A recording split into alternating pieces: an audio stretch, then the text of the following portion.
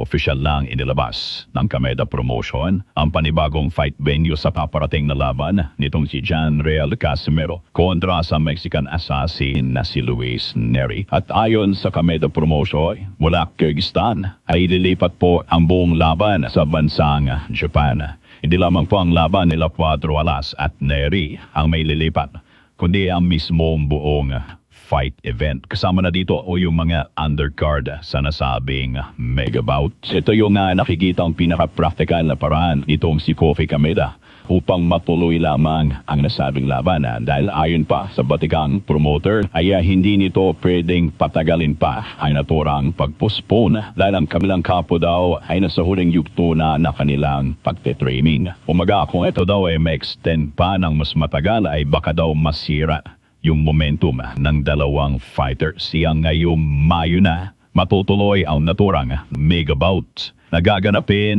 sa bansang Japan. Ito ay magandang balita para sa ating mga Filipino boxing fans, lalo na yung mga Pinoy na nakatira sa Japan.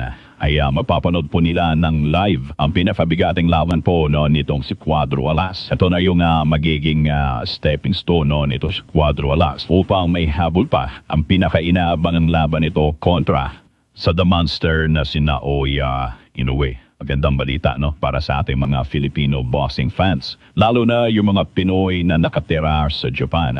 Ay mapapanood po nila ng live ang pinakabigating laban po nitong si Cuadro Alas kontra sa Mexican assassin. Ito na yung magiging stepping stone nito si Cuadro Alas upang may habol pa ang pinakainaabangang laban nito kontra sa The Monster na si Naoya Inoue. Nangyana guys sila, kumusta ang imong timbang? Anak ko dako pa kayo Basta way problema na. Ang